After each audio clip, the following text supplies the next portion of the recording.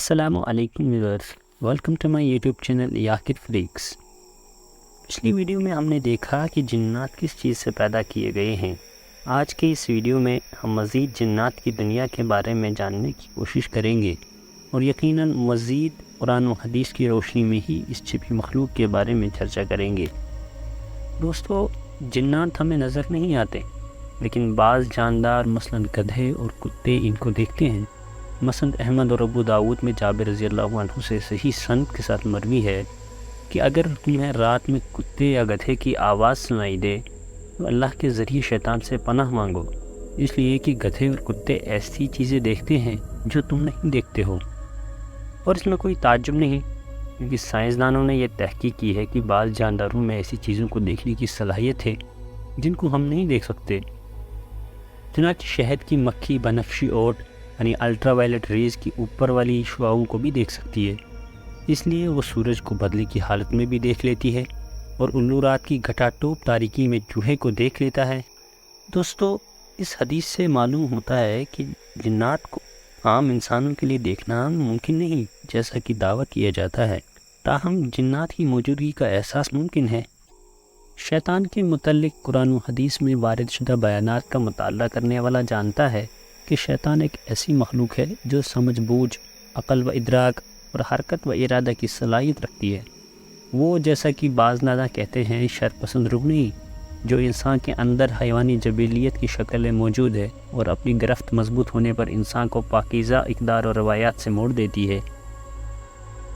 اس سلسلے میں ہمارے پاس صریح دلائل موجود نہیں کہ شیطان آیا جنوں کا اصل یعنی باوا آدم ہے یا انہی میں کا ایک فرد، لیکن اللہ تعالیٰ قرآن میں فرماتے ہیں ان ابلیس کان من الجن، مگر ابلیس نے سجدہ نہیں کیا، وہ جنوں میں سے تھا۔ ابن تیمیہ رحمۃ اللہ علیہ کا مسلک یہ ہے کہ جس طرح آدم علیہ السلام انسانوں کی اصل اور بنیاد ہے، اسی طرح شیطان بھی جنوں کی اصل اور بنیاد ہے۔ دوستو، ایک اور اختلاف جو اس مخلوق کے بارے میں عام ہے وہ ہے کہ ان کی غذا، آیا یہ مخلوق غذا کی محتاج ہے جیسا کہ جو باقی جاندار چیزیں ہیں، یا اس چیز سے وہ بے نیاز ہیں جیسا کہ ملائکہ فرشتے ہیں؟ تو اس سلسلے میں لوگوں کا اختلاف ہے۔ کچھ لوگوں کا اختلاف ہے کہ تمام قسم کے جنات نہ کھاتے ہیں نہ پیتے ہیں، لیکن یہ قول غیر معتبر ہے۔ دوسرا قول یہ ہے کہ جنات کی ایک قسم کھاتی پیتی ہے اور دوسری قسم نہیں کھاتی پیتی۔ تیسرا قول یہ ہے کہ تمام جنات کھاتے اور پیتے ہیں۔ البتہ اس میں اختلاف ہے کہ کچھ لوگ کہتے ہیں وہ چباتے اور نگلتے نہیں بلکہ صرف سونگھتے ہیں، مگر اس کی کوئی دلیل نہیں۔ دوسرے لوگ کہتے ہیں کہ وہ چباتے اور نگلتے ہیں، یہی قول صحیح ترین ہے۔ صحیح بخاری میں ابو ہریرہ رضی اللہ عنہ سے روایت ہے کہ نبی صلی اللہ علیہ وسلم نے ان کو استنجا کے لیے کچھ پتھر لانے کا حکم دیا اور کہا کہ ہڈی اور گوبر نہ لانا۔ اس کے بعد جب ابو ہریرہ رضی اللہ عنہ نے آپ سے ہڈی اور گوبر نہ لانے کا راز معلوم کیا تو آپ نے فرمایا کہ دونوں چیزیں جنوں کی غذا ہیں۔ میرے پاس جنوں کا ایک وفد آیا تھا اور مجھ سے کھانے کے لیے توشہ طلب کیا۔ میں نے ان کے لیے اللہ سے دعا کی کہ جس ہڈی اور گوبر سے بھی ان کا گزر ہو، اس پر ان کی غذا موجود ہو۔ ترمذی میں صحیح سند کے ساتھ مروی ہے کہ گوبر اور ہڈی سے استنجا نہ کرو، اس لیے کہ یہ تمہارے جنات بھائیوں کی غذا ہے۔ صحیح مسلم میں ابن مسعود رضی اللہ عنہ سے روایت ہے کہ مجھے ایک جن نے دعوت دی، میں اس کے ساتھ گیا، ان کے سامنے قرآن کی تلاوت کی۔ وہ جن ہم کو ایک جگہ لے گیا اور جن کے مکانات اور آگ کے نشانات دکھائے۔ ان لوگوں نے آپ صلی اللہ علیہ وسلم سے کھانا مانگا تو آپ نے فرمایا تمہارے لیے ہر ہڈی جس پر اللہ کا نام لیا گیا ہو وہ گوشت بن جائے گا، اور جانوروں کی مینگنی تمہارے مویشیوں کے لیے چارہ ہے۔ چنانچہ نبی صلی اللہ علیہ وسلم نے فرمایا لہٰذا تم لوگ ان دونوں چیزوں سے استنجا نہ کرو، اس لیے کہ وہ تمہارے بھائیوں کی غذا ہے۔ رسول صلی اللہ علیہ وسلم نے یہ بھی بتایا کہ شیطان بائیں ہاتھ سے کھاتا ہے۔ آپ نے ہم کو اس بارے میں اس کی مخالفت کا حکم دیا، یعنی دائیں ہاتھ سے کھانے کی ترغیب دی۔ صحیح مسلم میں ابن عمر رضی اللہ عنہ سے روایت ہے کہ نبی صلی اللہ علیہ وسلم نے فرمایا جب تم میں سے کوئی شخص کھائے دائیں ہاتھ سے کھانا چاہیے، اور جب پیے تو دائیں ہاتھ سے پینا چاہیے، کیونکہ شیطان بائیں ہاتھ سے کھاتا پیتا ہے۔ مسند احمد میں ہے کہ بائیں ہاتھ سے کھانے والے کے ساتھ شیطان کھاتا ہے اور بائیں ہاتھ سے پینے والے کے ساتھ شیطان پیتا ہے۔ مسئلہ عمل میں یہ بھی ہے کہ جب آدمی اپنے گھر میں داخل ہوتا ہے اور داخل ہوتے وقت اور کھاتے وقت اللہ کا نام لیتا ہے تو شیطان اپنے چیلوں سے کہتا ہے اس گھر میں تمہارے لیے نہ کھانا ہے نہ رات گزارنے کی جگہ۔ اگر آدمی گھر میں داخل ہوتے وقت اللہ کا نام نہ لے تو شیطان کہتا ہے تمہارے لیے رات گزارنے کی جگہ مل گئی، اور اگر کھاتے وقت بھی بسم اللہ نہ کہیں تو شیطان کہتا ہے تمہیں کھانا اور رات گزارنے کی جگہ دونوں مل گئی۔ مذکورہ حدیث سے قطعی طور پر معلوم ہو گیا کہ شیاطین کھاتے اور پیتے ہیں۔ جس طرح انسانوں کو اس گوشت کے کھانے کی ممانعت ہے جس پر اللہ کا نام نہ لیا گیا ہو، اسی طرح مومن جنات کے لیے رسول صلی اللہ علیہ وسلم نے ایسی ہڈی کو کھانے کی اجازت دی جس پر اللہ کا نام لیا گیا ہو۔ ان کے لیے ایسی چیز جائز قرار نہیں دی جس پر بسم اللہ نہ پڑھا گیا ہو، بلکہ اس کو کافر جنات شیاطین کے لیے چھوڑ دیا، اس لیے کہ شیطان اس کھانے کو حلال سمجھتا ہے جس پر بسم اللہ نہ پڑھا گیا ہو۔ اسی بنیاد پر بعض علماء کا خیال ہے کہ مردار چیز شیطان کی غذا ہے کیونکہ اس پر اللہ کا نام نہیں لیا گیا۔ دوستو، ہمیشہ سننے میں آتا ہے کہ فلاں آدمی نے جن عورت سے شادی کر لی، یا انسانوں میں سے کسی عورت کو جن نے شادی کا پیغام دیا۔ سیوطی رحمۃ اللہ نے سلف سے بہت سے واقعات نقل کیے ہیں جن سے معلوم ہوتا ہے کہ انسان اور جنوں میں شادی بیاہ ہو سکتی ہے۔ علامہ ابن تیمیہ اپنی کتاب میں لکھتے ہیں کہ کبھی کبھی انسان اور جنات آپس میں نکاح کرتے ہیں اور ان کی اولاد بھی ہوتی ہے۔ یہ چیز بہت مشہور اور عام ہے۔ نبی صلی اللہ علیہ وسلم نے جنوں سے شادی کرنے سے منع کیا ہے۔ اسی طرح فقہا کا یہ کہنا ہے کہ جنات اور انسانوں میں شادی بیاہ جائز نہیں۔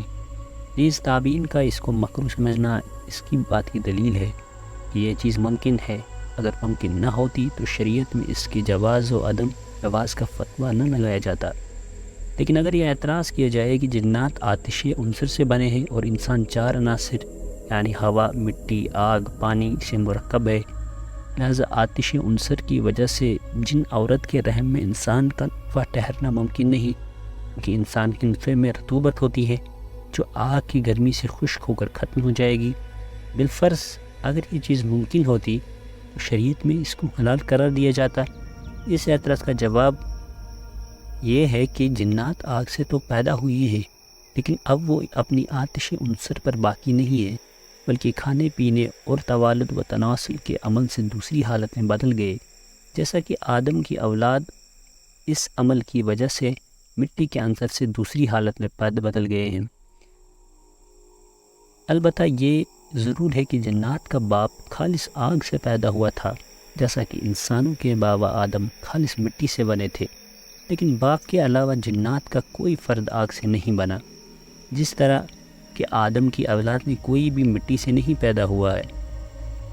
قاضی جلال الدین احمد بن قاضی رحمۃ اللہ علیہ کہتے ہیں کہ مشرق سے اپنے گھر والوں کو لانے کے لیے میری والد نے سفر کیا۔ کچھ دور چلنے کے بعد ہم لوگوں کو بارش کی وجہ سے ایک کار میں سونا پڑا۔ میرے ساتھ پوری ایک جماعت تھی۔ ابھی میں سویا ہی تھا کہ کسی کے اٹھانے کی آواز آئی۔ میں بیدار ہوا تو وہاں ایک عورت تھی جس کے ایک آنکھ تھی اور وہ لمبائی ہوئی میں پھٹی ہوئی تھی۔ میں سہم گیا۔ عورت نے کہا گھبرانے کی کوئی ضرورت نہیں، میں اس لیے آئی ہوں کہ تم میری ایک چاند جیسی لڑکی سے شادی کر لو۔ میں سہما ہوا تھا ہی میں نے کہا اللہ تعالیٰ کے اختیار پر ہے۔ پھر میں نے کچھ لوگوں کو آتے ہوئے دیکھا۔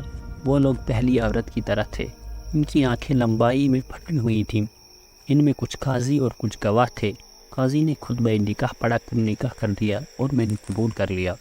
وہ لوگ چلے گئے۔ پھر وہ عورت اپنے ساتھ ایک خوبصورت لڑکی لے کر آئی، مگر اس کی بھی آنکھ اس کی اپنی ماں کی طرح تھی اور اس کو میرے پاس چھوڑ کر چلی گئی۔ میرا خوف اور بڑھ گیا۔